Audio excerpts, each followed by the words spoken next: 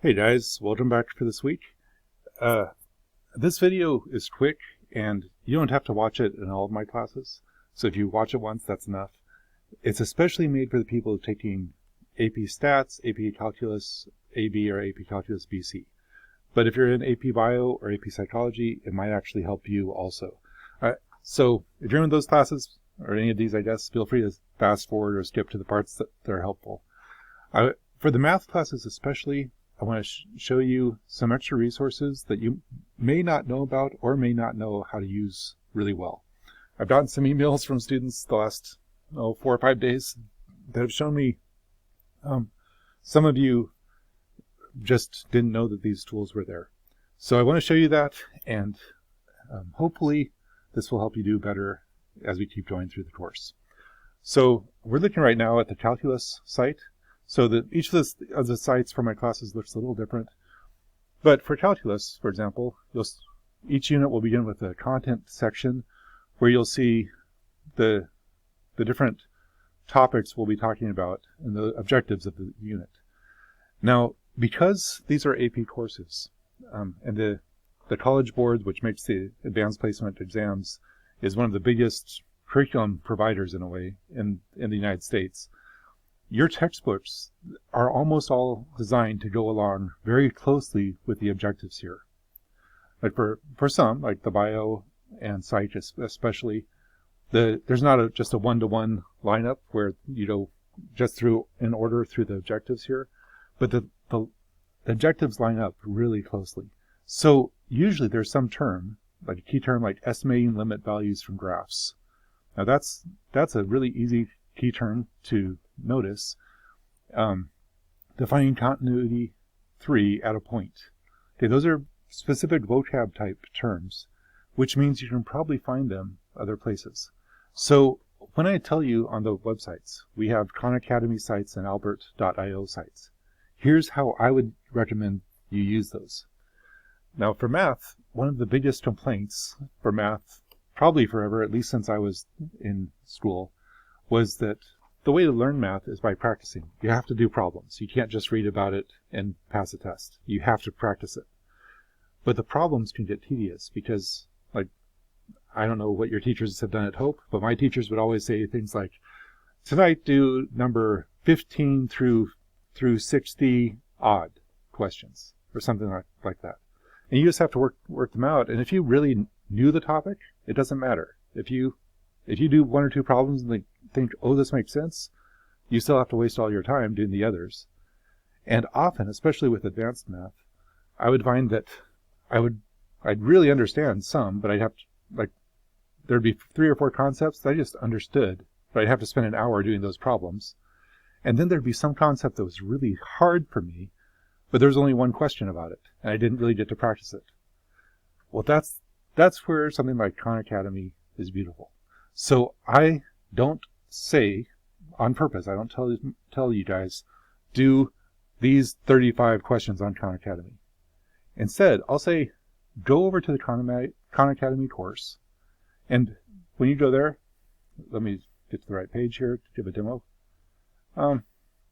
So you go into courses and find your course, like, let's see, where are we now?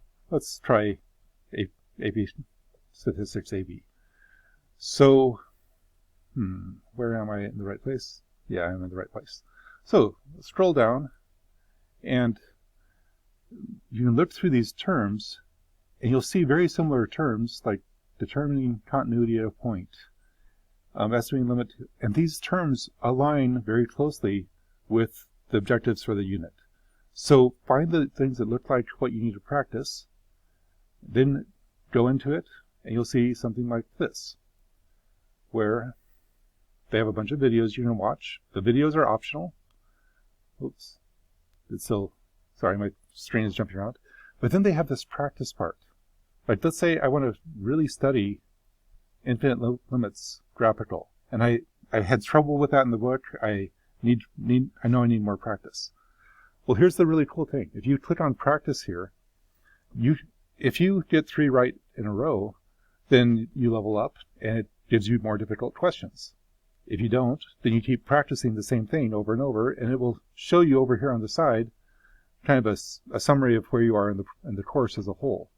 So Khan Academy is brilliant for mathematics because it has this algorithm so that if you really are doing well with something, you don't have to do 30 problems. You do 5 and you level up. But if you need extra help, you might have to work on that more. And the other thing that I really love about Khan Academy and Albert is as soon as you do it, you can see the result. When I was taking calculus, especially at university, there were probably 150 of us in the class. So we would turn in our papers every week, and it would be 2 weeks before we got the results. And the results would usually be just like check, check, check, minus, and a point. Well, with this, you'll get the results immediately, and you can see exactly how they worked out the problem. Albert is similar. If you go over to Albert, click on subjects up here, and you can find like AP Calculus,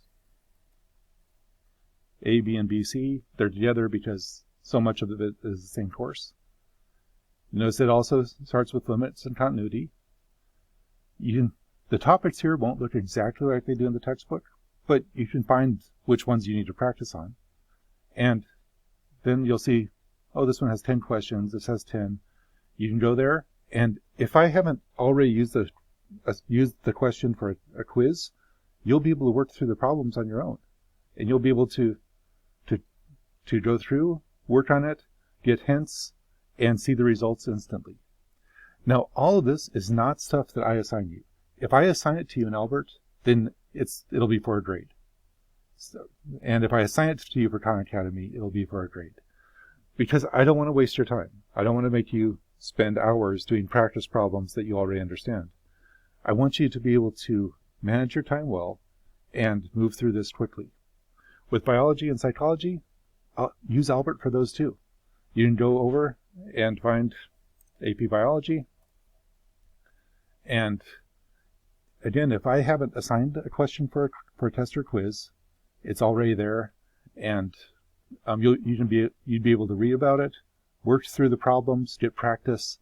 So the bad part of this online teaching is that it's really hard for me to know what you don't understand, because I can't see your expression looking worried or puzzled or something, and I can't just ask questions and say, hey, do you understand this? Do you want me to explain more?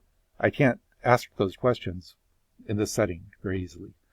And also, I understand it's hard for you guys to know what you need to know. Like, you might think you understood exactly what was presented, but you don't understand deeply enough to pass the test. And in a classroom, face-to-face class, you kind of can do that because you see what other students are asking, and you can kind of, as a group, manage and understand if you're prepared or not. So that's just one of the really hard things about online classes. So please use these tools as much as you want. Really, we paid for the Albert course or Albert tools for all of the classes for all of the high school students. So use it. Use it. Do the practices yourself. You don't have to wait for the teacher to assign it. Go ahead and use it. With Khan Academy, it's free. Just log in and try it. And then if you're not sure if you understand a question, part of the reason I don't assign questions just from the textbook is because if you do that and you submit it, it takes at least probably 24 hours, 48 hours for me to reply. And if you use the tools that are online, you get instant feedback. So please try those tools. Build it into your practice time. Like when you look at how much time you need to take an AP course, we said probably on average about 10 hours per course per week. So I'm really trying to limit the reading and videos that I give you and discussion assignments and things I give to 6 or 7 hours a week. That leaves about 3 hours for you to use these tools on your own and make sure you understand it. And if you don't, if you have questions about things, please go back to the class here. With all the classes that I have on Moodle, if you see this little notation, it means it's a forum. That means you can ask questions there.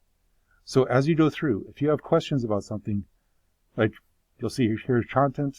For the calculus journal, there are a lot of things I haven't read yet. For this one, I've read and responded to all the questions, but there were very few, or I think no questions for calculus so far. So if you have questions, ask them and we'll respond. So use these forums as a way to ask questions when you have them.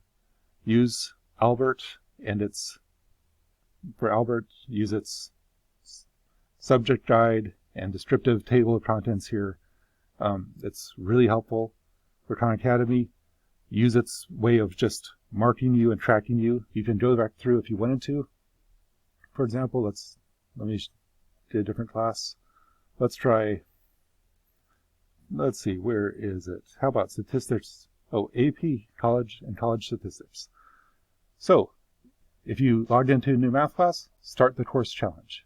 It'll evaluate where you are right there.